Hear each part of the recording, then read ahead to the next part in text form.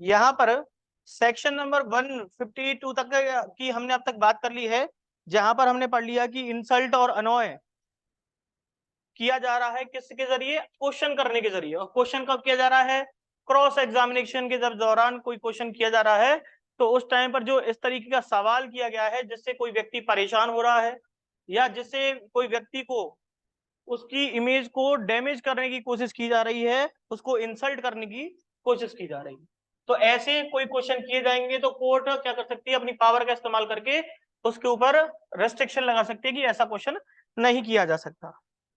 ठीक है। अब इसी तरीके की बात जो है सेक्शन नंबर 153 में भी कही गई है, और क्या कहता है, एक्सक्लूजन ऑफ एविडेंस।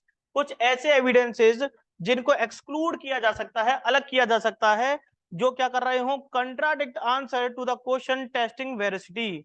जब उससे क्वेश्चन किया गया है किस बात के लिए, उसकी वेरिसिटी को टेस्ट करने के लिए कि वो सच बोल रहा है या नहीं बोल रहा है, तो अगर वो व्यक्ति कोई कंट्राडिक्ट बात कर दे, ठीक है, अगर वो किसी तरीके की कंट्राडिक्शन कर रहा है, तो उस ऐसे एविडेंस को एक्सक्लूड कर दिया जाएगा कि नहीं कर दिया जाएगा। भाई वैसे तो कह रहे हैं कि बहुत, ये कह रहा है कि बहुत ईमानदार व्यक्ति है, ये है वो है ऐसे है वैसे है, पता चला कि वो उसने पहले कुछ कहा था और अब कुछ कह रहा है, तो फिर ऐसे एविडेंस को क्या वैल्यू दी जाएगी, क्या एक्सक्लूड कर देंगे। तो इसी तरीके से बात कह रहा है,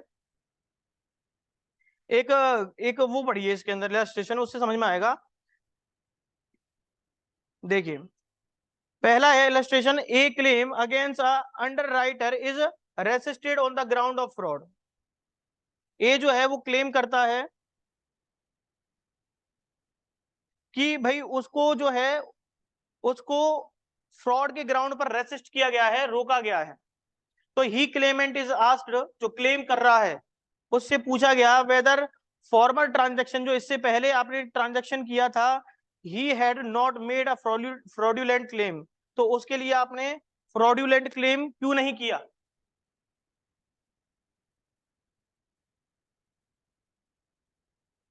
तो कह रहा है ही डिनाइड इट, और वो मना कर देता है। ठीक है। तो ऐसी कोई चीज जो है, तो अब यहां पर क्या हो रहा है कि पहले कुछ कह रहा है और अब कुछ कह रहा है, ट्रांजेक्शन में चेंज हो गए कि नहीं हो गए। कहां तो कह रहा है कि फ्रॉड के थ्रू रेसिस्ट किया गया है, फ्रॉड के ग्राउंड पर, और कह रहा है कि जब पहले अगर ऐसा कुछ हुआ था तभी क्यों नहीं बताया इस तरह की बात को, अब क्यों बता रहे हो। तो evidence is offer to show he did make such claim. तो अब यहाँ पर एविडेंस जो शो करते हैं वो क्या कर रहे हैं कि वो क्लेम कर रहा है इस तरीके का कि उसके साथ कोई फ्रॉड हुआ है या कोई और चीज हुई है। तो ऐसा जो है, ऐसे केस में एविडेंस जो है अब कुछ कह रहा है और पहले कुछ कह रहा है, तो ऐसे एविडेंस को एडमिट किया जाएगा क्या, फिर मना कर देगा, कह रहा है ऐसा एविडेंस एडमिसिबल नहीं होगा। जैसे कि क्या लिखा है सेक्शन नंबर 153 में, when a witness has been asked, कि किसी विटनेस से कोई क्वेश्चन किया जा चुका है जिस चीज के बारे में, और हैज आंसर्ड एनी क्वेश्चन, उसने कोई आंसर दिया किसी क्वेश्चन के बारे में, which he relevant to the inquiry only, जब इंक्वायरी की गई थी उसके केवल उस दौरान, in so far as it tend to shake his credit by injuring his character, उससे कोई इस तरीके का क्वेश्चन किया गया जिससे उसके करेक्टर को लेकर के शेक करा जा रहा है, उसके क्रेडिट को लेकर के, उसकी विश्वसनीयता को लेकर के कि कितना सच बोल रहा है कोई व्यक्ति। तो कह रहा है कि नो एविडेंस, तो अब उससे जो क्वेश्चन किया गया है, तो क्या कह रहा है यहाँ पर कि no evidence shall be given to the contradict him, कोई भी एविडेंस ऐसा नहीं लिया जाएगा जो कि कॉन्ट्राडिक्ट होगा उसकी बात के, पहले कुछ कहा और अब कुछ कह रहा है। But if he answer falsely, यदि वो आंसर झूठ में देता है, फॉल्स झूठ बोलता है, तो he may afterward be charge with giving false evidence, section number 192 of IPC. पढ़े ना ये, अपराध होते हैं उसके अंदर। तो अब उसने क्या कर दिया, झूठ भी बोला है कोर्ट में जाकर के, एविडेंस भी गलत दिए हैं, पहले कुछ कह रहा है अब कुछ कह रहा है, तो फिर उस केस में उसके खिलाफ चार्ज भी लगाया जा सकता है। क्लियर। जैसे कि if witness is asked whether he has been previously convicted of any crime, यदि उससे क्वेश्चन पूछा जाता है कि क्या तुम प्रीवियसली कन्विक्ट हो चुके हो किसी क्राइम के लिए, और वो मना कर देता है, तो एविडेंस में भी गिवन प्रीवियस कन्विक्शन, और एविडेंस मिलते हैं किससे रिलेटेड, कि भाई कन्विक्शन हो चुकी है, तो इसका मतलब झूठ बोल रहा था वो। Weather a witness be asked any question tending और इम्पीच द इम्पार्शियलिटी, उससे पूछा जा रहा है कि क्या तुमने कोई तरीके की इम्पार्शियलिटी की किसी के साथ, वो कहता आंसर में नहीं सर मैंने तो नहीं किया कुछ भी, फिर भी कॉन्ट्राडिक्ट निकल गया, फिर उसके खिलाफ। क्लियर। जो बोलना है वो सच बोल रहा है। तो जो पूछ रहा है, जिस चीज के बारे में पूछ रहा है, उसी तरीके के जवाब दो। जैसे कि एक और इलस्ट्रेशन देख लो चाहो तो, सी नाम का इलस्ट्रेशन। सी इलस्ट्रेशन देखोगे तो उसमें समझ में आता है, ए जो है वो अफर्म करता है कि उस पर्टिकुलर दिन के दिन मैंने बी नाम के व्यक्ति को लाहौर में देखा था। कहाँ देखा था? ए जो है उससे पूछा जाता है, ए इज आस्क्ड, उससे पूछा गया कि weather he himself was not on that day at Calcutta, कि क्या तुम उस दिन कलकत्ता में नहीं थे? वो मना कर देता है। तो evidence offer to show that he was on that day Calcutta, लेकिन एविडेंस शो करते हैं कि वो तो कैलकाता में था, कैलकाटा में था। वो तो मना कर रहा है और उसने कहा कि मैंने उस व्यक्ति को लाहौर में देखा है। तो कलकत्ता के बारे में उसे एविडेंस तो मना कर दिया कि साहब मैंने तो नहीं देखा, लेकिन मैं तो था ही नहीं उस टाइम पे कलकत्ता के अंदर, और मैंने उस व्यक्ति को लाहौर में देखा था। तो उसी दिन, जिस दिन वो कह रहा है कि मैंने बी नाम के व्यक्ति को लाहौर में देखा है, उसी दिन वो उसके एविडेंस मिल गए कि वो तो कलकत्ता में था। तो इसका मतलब वो लाहौर वाली बात जो है वो कंट्राडिक्ट हो रही है कि नहीं हो रही? तो ऐसे एविडेंस को एडमिसिबल मानेंगे क्या? मना कर रहा है। क्लियर हो रही है ना बात?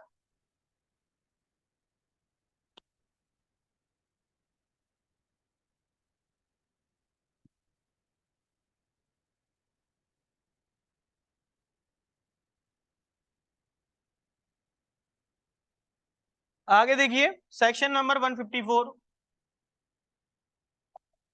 सेक्शन नंबर 154 कहता है question by a party to his own witnesses. अब आपने देखा ना, चीफ एग्जामिनेशन इन चीफ कर रहा था तो खुद ही बुला रहा था अपने विटनेस को। तो जिसने भी, जिस पार्टी ने किसी विटनेस को बुलाया है तो वो क्या कर सकती थी? उसका एग्जामिनेशन चीफ कर सकती थी। तो उसी तरीके की बात कह रहा है कि क्या वो उससे क्वेश्चन भी पूछ सकते हैं क्या? तो कह रहा है बिल्कुल किया जा सकता है उनसे क्वेश्चन। तो कह रहा है क्वेश्चन बाय पार्टी, कोई भी पार्टी के द्वारा क्वेश्चन किया जा सकता है अपने खुद के विटनेस से। लेकिन क्या होता है कि विटनेस तो उसका खुद का है, लेकिन वो विटनेस जो बुलाया है उसने, वो अपनी बातों से मुकर जाता है। वो कह रहा है कि हाँ मैं बिल्कुल सच बोलूंगा, तुम्हारे ही फेवर में गवाही दूंगा। विटनेस क्यों बुलाया जाता है कोई पार्टी के द्वारा? कि उसके फेवर में बोले। लेकिन वो क्या बोल गया? वो कॉन्ट्राडिक्ट बोल गया। वो कह रहा है कि साहब ऐसा, इसने तो मेरे को जबरदस्ती बुलाया है अपने पास, और जबकि मैं तो, मतलब वो तो फंसाने की कोशिश हो रही है उसे, वकील फंस जाएगा, पार्टी फंस जाएगी। तो ऐसे केस में क्या इसे बोलते हैं? Hostile witness. क्या बोलते हैं इसको? जो अपनी बात से ही क्या हो गया?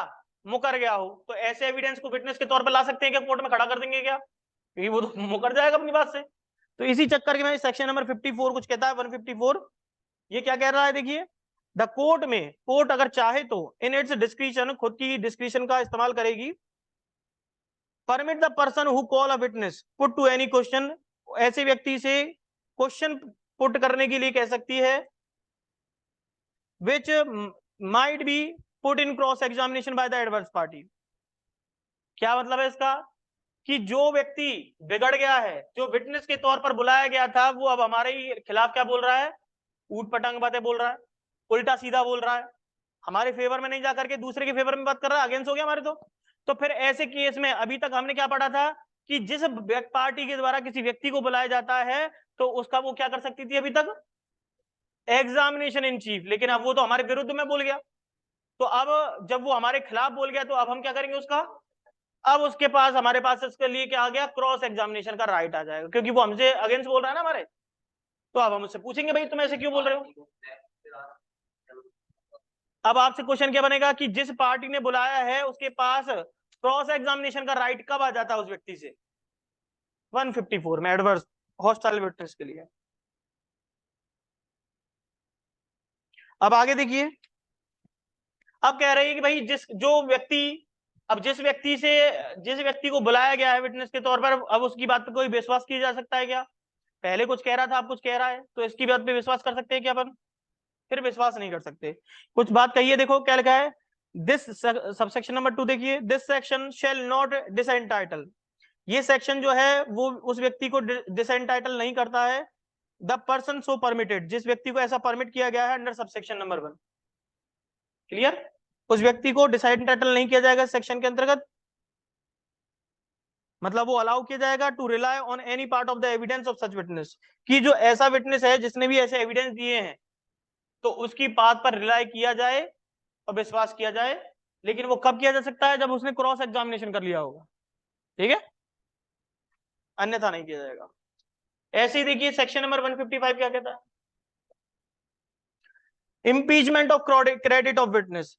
अब जैसे कि विटनेस से हम क्वेश्चन कर रहे थे ना, अब उसके क्रेडिट को उठा करके, उसके क्रेडिट मतलब उसकी विश्वसनीयता जो है, जो वो सत्यवादिता की बात कर रहे थे कि सत्य बोलेगा, ये करेगा, वो करेगा, तो उसकी जो जो बातें कही हैं उसके ऊपर क्या कर देना, इम्पीच कर देना, उसके ऊपर डाउट क्रिएट कर देना कि भाई हमें इसमें विश्वास ही नहीं हो सकता, ठीक है। तो उसी के बारे में सेक्शन नंबर 155 में इस्तेमाल की गई कुछ बातें। क्या कह रहा है, credit of witness may be impeached in following ways by the adverse party और with the consent of the court. Court की कंसेंट के थ्रू या एडवर्स पार्टी के द्वारा। एडवर्स पार्टी नीचे वाली जो 3 ग्राउंड बता रखे उनके आधार पर उसको इम्पीच कर सकती है। मतलब इम्पीच का मतलब है उसकी विटनेस की जो बातें थी उन पर क्या नहीं करेगी, उन पर विश्वास नहीं करेगी, उनको मना कर देगी, भाई इसको एक्सक्लूड कर दो इसके एविडेंसेस को, क्योंकि ये व्यक्ति जो है क्या है, इसे इससे कुछ भी करवाया नहीं जा सकता, बात नहीं की जा सकती इस तरीके की। लेकिन कब की जा सकती है उसके बारे में बात पढ़ने को मिलेगी। तो कह रहा by the party who call him, लेकिन अगर किसी पार्टी ने बुलाया है तो क्या वो भी इम्पीच कर सकती है क्या? तो वो भी कर सकती है, लेकिन नीचे जो बता रखी है कुछ उन बातों के लिए। तो 3 तरीके की चीजों के बारे में बता दिया। क्या कोर्ट कब कर सकती है, कोर्ट की कंसेंट से उसके एविडेंस इम्पीच किए जा सकते हैं, एडवर्स पार्टी के द्वारा किए जा सकते हैं, या पार्टी वो जिसने उसे बुलाया है वो कर सकती है।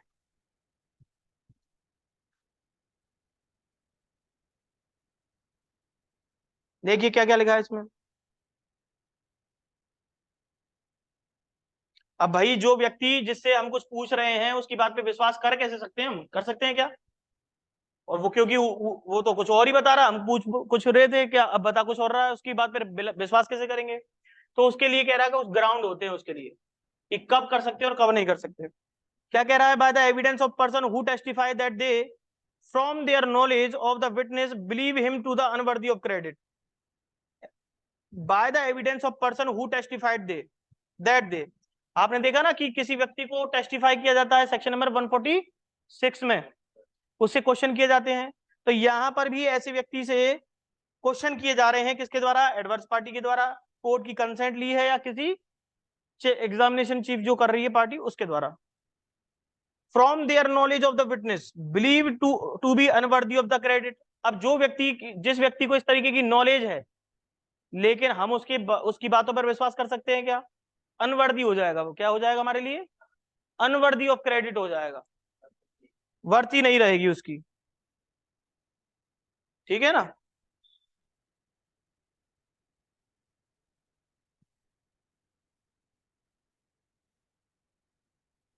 तो लेकिन होगा कैसे? तो जिस व्यक्ति को, जिस व्यक्ति के मतलब सपोज करो ये ए नाम का व्यक्ति है, क्या है, ए नाम का व्यक्ति है, इसकी बातों पर हमें विश्वास, इसने क्योंकि एडवर्स पार्टी बन गई है, क्योंकि इसने ऊट पटांग बातें बोल दी हैं और जो पार्टी है उसके खिलाफ बातें कर रहा है, ठीक है। अब इसकी बातों को हमें काटना है क्योंकि ये तो कुछ भी बोल रहा है अपनी तरफ से। अब इसकी बातों को काटने के लिए कि ये झूठ बोल रहा है सच बोल रहा है, इसके लिए हमें कुछ और विटनेसेस की जरूरत पड़ेगी नहीं पड़ेगी? तो हमने सपोज करो बी नाम के किसी विटनेस को बुला लिया जो इसके बारे में जानता हो, तो हमने लिए इससे एविडेंस और इससे क्वेश्चन किए किस बात के बारे में, इसके बारे में। इसने कहा कि साहब ये तो महा झूठा है, ये तो बिल्कुल सच बोलता ही नहीं है, ये इसकी बात पे विश्वास ही नहीं कर सकते क्योंकि ये तो पहले भी ऐसे किया कर सकता है। तो अब इसने इसकी बात की बात कर दी ना, तो क्या अब इसकी बातों पर विश्वास किया जा सकता है क्या? अब किसके आधार पर? क्योंकि इसने इस तरीके के एविडेंस दे दिए हैं।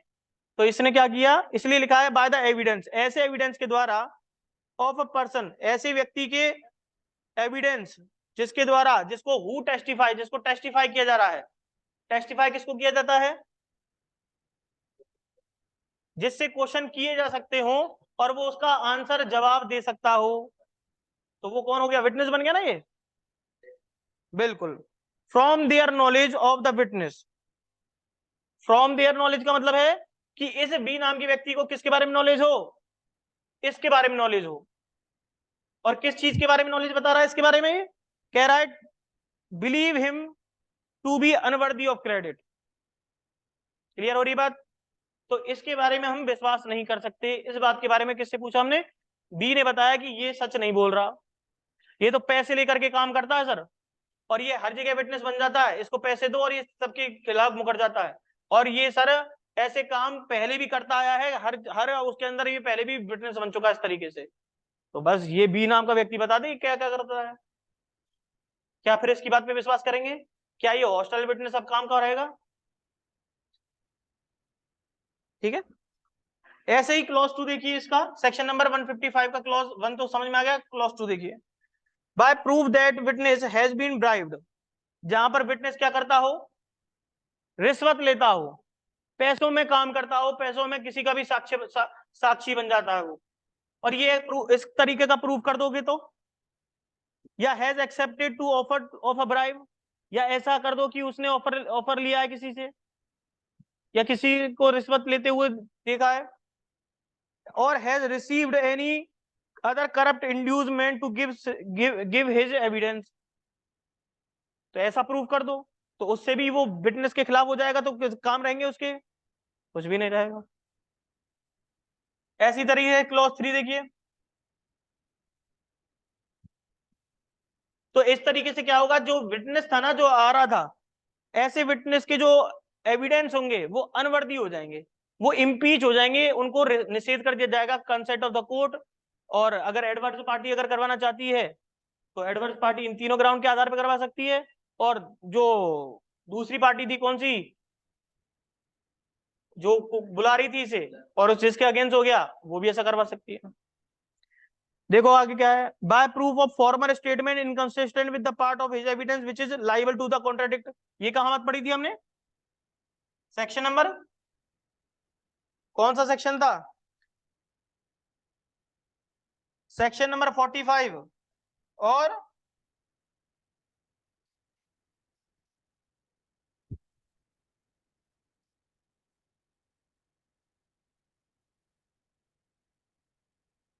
सेक्शन नंबर प्रीवियस स्टेटमेंट वाला। तो सेक्शन नंबर 45 में उसे प्रीवियस स्टेटमेंट पूछ गए, उसके कंट्राडिक्ट हो गया तो फिर उससे मना कर देंगे, भाई तुम पहले ही मना कर रहे थे इसके। तो क्लियर हो गई बात?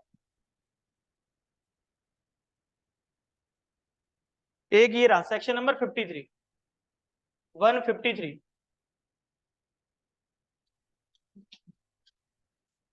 आगे बात समझ में?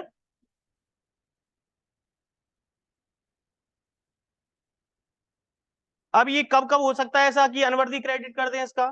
तो कह रहा है कि a witness declaring another witness, एक विटनेस जो है, देखो देखो एक विटनेस जो है जो बोल रहा था, उसके लिए हम क्या लेके आए हैं? अनदर विटनेस लाए हैं टू अनवर्दी ऑफ क्रेडिट, जो उसको क्या कर दे? अनवर्दी ऑफ क्रेडिट कर सके, may not upon in examination in chief, जो भी उसने एग्जामिनेशन चीफ के दौरान बोला है, give reason for his belief, जिससे वो रीजन दे सके कि कैसे विश्वास किया जाए, but he may be asked his reason in cross examination, उससे फिर क्रॉस एग्जामिनेशन में उससे वो भी पूछे जाएंगे। केवल इसके बात ही कहने पर पर्याप्त थोड़ा ना होगा इसे मान लेना, इससे भी क्वेश्चन किए जाएंगे, एग्जामिनेशन चीज होगा, क्रॉस एग्जामिनेशन होंगे, सबका होंगे इसके भी, फिर जा करके देखा जाएगा। ठीक है। अगर ये भी झूठ बोल रहा होगा या ये झूठ बोलेगा, उसके खिलाफ चार्ज लग जाएगा। जैसे कि एक एग्जांपल देख लो, नीचे लिखा हुआ है, ए जो है वो बी के ऊपर सूट फाइल करता है for the price of goods sold. ऐसे सू फाइल किसके लिए करता है? जो गुड्स जो थे वो बेच दिए गए थे कुछ पर्टिकुलर प्राइस में, और पैसा तो ले लिया था उसका गुड्स को सोल्ड करके, और डिलीवरी कर दी गई बी को। ठीक है। और डिलीवरी किसको कर दी गई? बी को, लेकिन C says that he delivered the goods to B, C कहता है कि इसकी डिलीवरी जो है किसको कर दी गई है? बी को कर दी गई है। Evidence offer to show that on a previous occasion he said that he not be delivered to the good to be, और वो कहता है कि साहब बी को तो कोई डिलीवरी ही नहीं हुई इस तरीके की, तो फिर इस तरीके की बात हो जाएगी ना।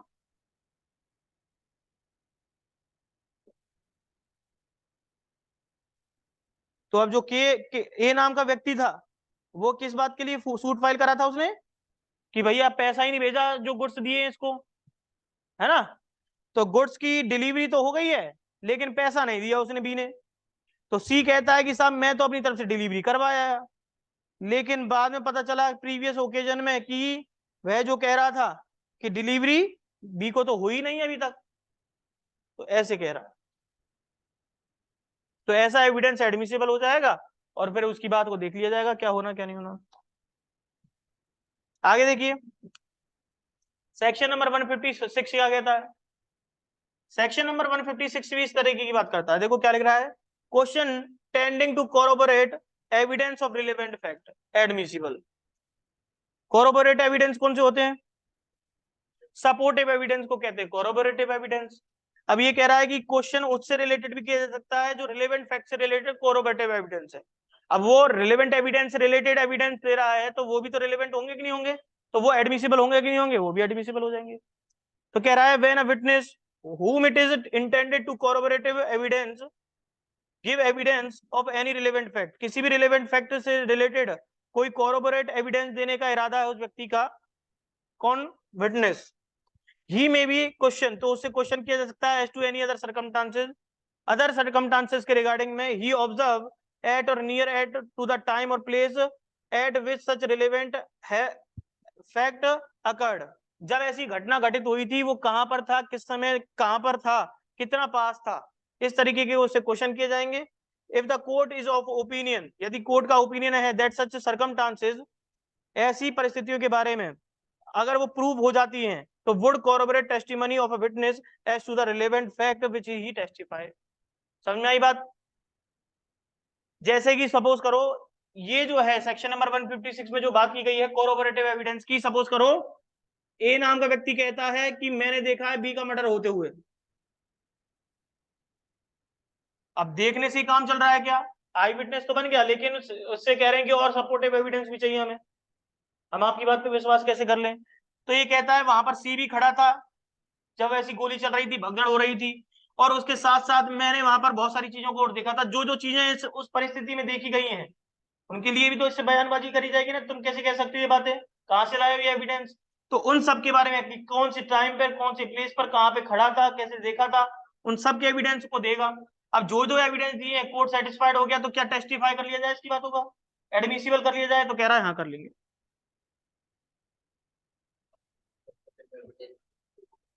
सपोर्टिव एविडेंस की तो बात हो रही है ना कि क्या सपोर्टिव जो कोरोबोरेटिव एविडेंस है उनको मान लिया जाए क्या, तो कह रहा है हाँ मान सकते हैं, लेकिन परिस्थितियां बतानी पड़ेंगी किस परिस्थितियों में उसने ऐसे देखा है।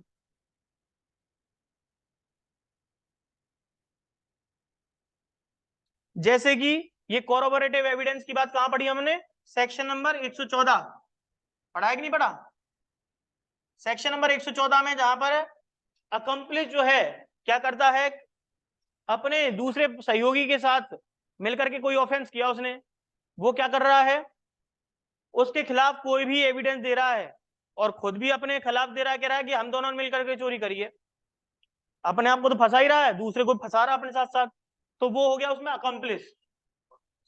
अब इसको क्या कह रहा है कि अब इसकी बात पे विश्वास कैसे कर लिया जाए, क्योंकि देखा तो इसने भी है, चोरी दोनों कर रहे हैं साथ साथ, तो इसने भी देखा उसको, लेकिन इसकी बात पे विश्वास मना करता है। कहां पर, सेक्शन नंबर 114 में, जहां पर मे प्रिज्यूम की बात कर रहा है, प्रिजम्पशन की बात कर रहा है ना, presumption relating to the existence fact of certain existing fact. तो वहीं पर ये बात कह रहा है, क्या कह रहा है वहां पर, कि भाई इसकी बात पे हम जब तक विश्वास नहीं करते जब तक कि कोरोबोरेटिव एविडेंस ना दे दे, कुछ और सपोर्टिव एविडेंस ना दे दे। अब सपोर्टिव एविडेंस होते क्या है, उसकी टेस्टिफाई कैसे की जाए, वो सेक्शन नंबर कहां से मिलती है, 156 से मिलती है। अब वो बताएगा कि कौन सी स्थिति में क्या क्या किया था, कैसे कैसे किया था, तो उसके आधार पर सेटिस्फाइड हो जाएगी कोर्ट, तो उसको मान लेगी और उस व्यक्ति को सजा दे देगी और मान लेगी कि ये बिल्कुल सच बोल रहा है। क्लियर हो गई बात। जैसे कि यहाँ पे एक एग्जांपल भी दे रखा है, an accomplice give account of robbery in which he took a part, मतलब ये जो है वो अकम्प्लिस है और वो क्या है, एक रॉबरी करने गए होंगे कहीं पे, तो उस रॉबरी का भाग कौन था, ये भी उसका हिस्सा था, ये भी पार्टनर था उस रॉबरी करते समय। तो he describe various incident unconnected with the robbery which occurred on his way to and from place where it was committed. अब ये उन घटनाओं का वर्णन करता है जो उस टाइम पर कमिट हो रही थी या हो गई थी। तो उन घटनाओं के बारे में देखा तो बिल्कुल सच होती है वो सारी चीजें, जब ऐसी रॉबरी कर रहे थे लोग। तो फिर उससे पता चल जाता है कि ये भी था और लोगों भी थे इसके साथ। तो independent evidence of this fact may be in order to corroborative his evidence as to the robbery itself. तो ये क्या हो गया, एक तरीके की इंडिपेंडेंट एविडेंस हो गए। क्लियर है बात? आगे देखिए सेक्शन नंबर 157 कह रहा है former statement of witness may be prove to corroborative later testimony as to the fact. जो पिछले स्टेटमेंट दिए गए हैं विटनेस के द्वारा, क्या उनको प्रूव किया जा सकता है, प्रूव किया जा सकता है कोरोबोरेटिव एविडेंस के तौर पर? कह रहा है बिल्कुल कर सकते हो। क्या उनकी टेस्टिमनी होगी? तो कह रहा है बिल्कुल हो सकती है। उसके बारे में देखिए क्या कह रहा है। In order to corroborate the testimony of witness any formal statement made by such witness relating to the same fact.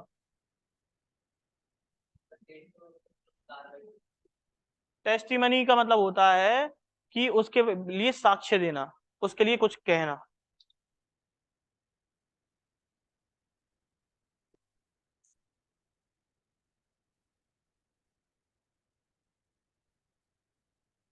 तो अब वो क्या कर रहा है, सेम जो फैक्ट है उन्हीं फैक्ट के बारे में दोबारा दोहरा देता है, पहले जो हुए थे और जो याद है उसको।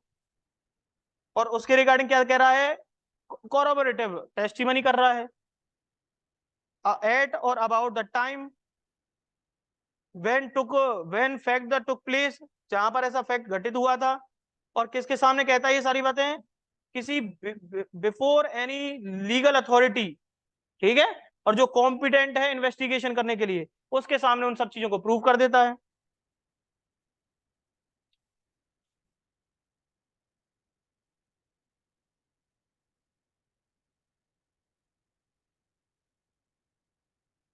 तो कुल मिला के बात यह है कि अगर 157 में अगर मैं बात बताऊं तो आपको एक चीज समझ में आएगी कि जो उसने पहले स्टेटमेंट दिए थे ए नाम के व्यक्ति ने, ठीक है, पहले वाले स्टेटमेंट दिए थे, उनको जो अब स्टेटमेंट दे रहा है सेकंड बार, उनका मैच किया जा सकता है कि पहले उसने लीगल अथॉरिटी के सामने क्या कहा था और अब क्या कहा है। ठीक है, उसके बारे में बताता 157।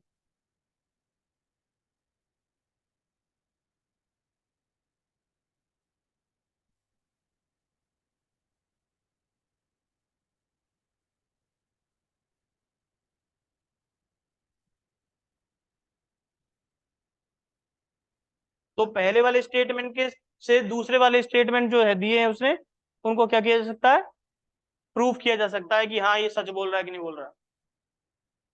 ठीक है,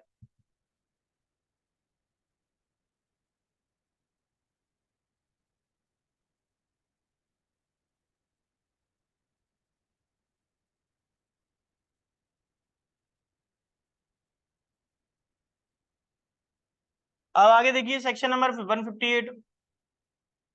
सेक्शन नंबर 158 भी इसी तरीके की बात करता है। What matter may be proved in connection with the proved statement relevant under section number 32 और 33। क्या कह रहा है कि कौन से ऐसे मैटर हैं जिनको सेक्शन नंबर 32 और 33 के लिए प्रूव किया जा सकता है।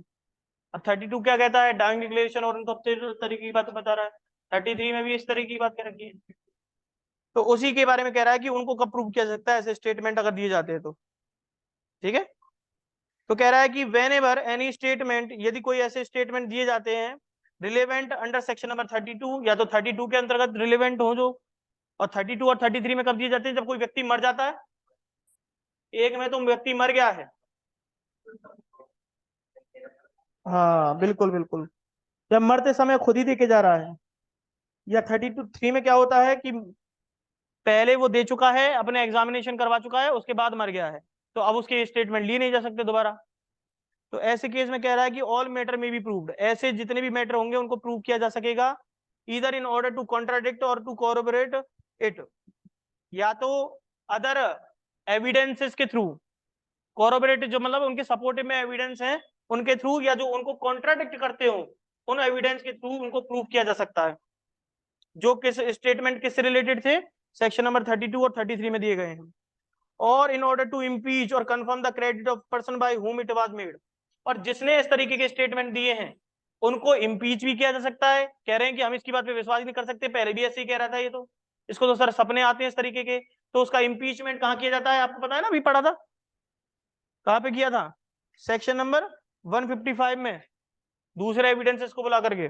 और कंफर्म भी किया जा सकता है उसकी क्रेडिट को, which is by may be proved if that person have been called as a witness, जिस व्यक्ति को बुलाया गया है ना एज अ विटनेस, तो उसकी चीजों को प्रूव किया जा सकता है। और उसको क्रॉस एग्जामिनेशन में बुला करके उससे सच का पता भी लगाया जा सकता है कि क्या है क्या नहीं है।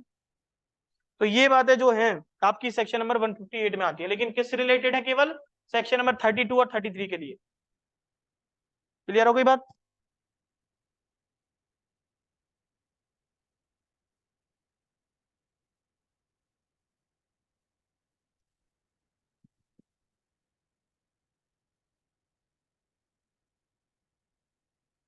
अब है रिफ्रेश मेमोरी, सेक्शन नंबर 155 159। अब ये रिफ्रेश मेमोरी तो जानते ही हो आप। रिफ्रेश मेमोरी क्या होती है कि जो पहले कोई कथन दिए हैं, कोई बयान दिए गए हैं, उनके लिए अब 5 साल हो गए, आपने देखा ही नहीं है कुछ चीजों के बारे में, 5-5 साल से वो रिपोर्ट पढ़ी है, तो अब क्या करोगे आप रिफ्रेश मेमोरी के लिए, जो बुक्स हैं जिनके अंदर आपने रिपोर्ट तैयार की है, जो चीज आपने बोली है, उनको देखने से पता चल जाएगा नहीं पता जाएगा, तो उसे कहते हैं रिफ्रेश मेमोरी।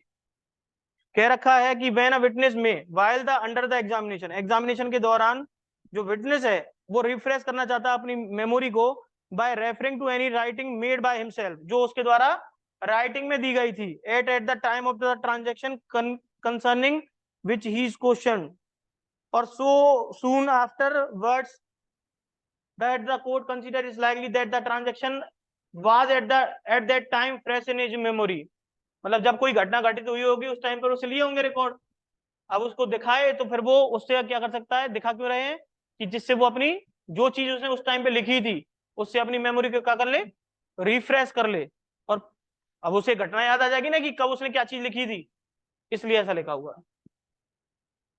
जैसे सपोज करो कोई डॉक्टर है, डॉक्टर ने कोई रिपोर्ट बना के दी किसी तरीके की, 3 साल पहले बना के दी, अब उसे उसके सामने दिन भर को लोग इतने सारे आते हैं, किन किन की रिपोर्ट बना के देता है वो, तो अब उसे कैसे पता चलेगा कि कौन सी रिपोर्ट की बात हो रही है, किसकी बात हो रही है, तो फिर उसको रिकॉर्ड दिखाया जाएगा कि किस रिपोर्ट की बात हो रही है, कौन सी घटना कब हुई थी, तो फिर वो बता पाएगा उसके बारे में।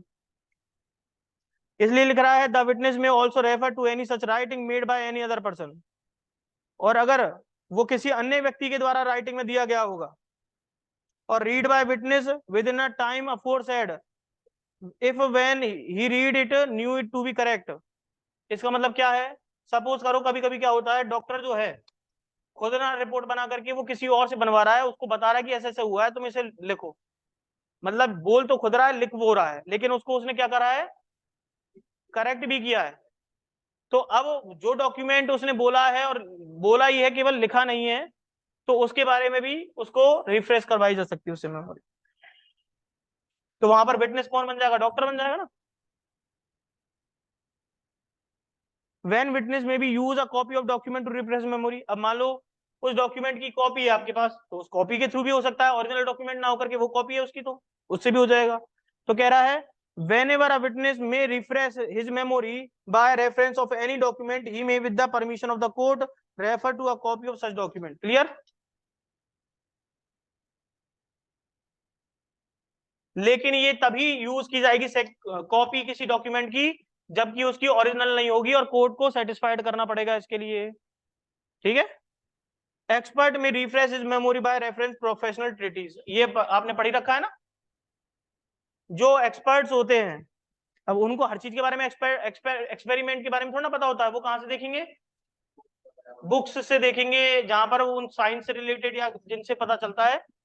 हाँ, बस। क्लियर हो गई बात? चलो आज के लिए काफी है, फिर कल ही आगे बढ़े, क्योंकि फिर दिक्कत करेगी आपको।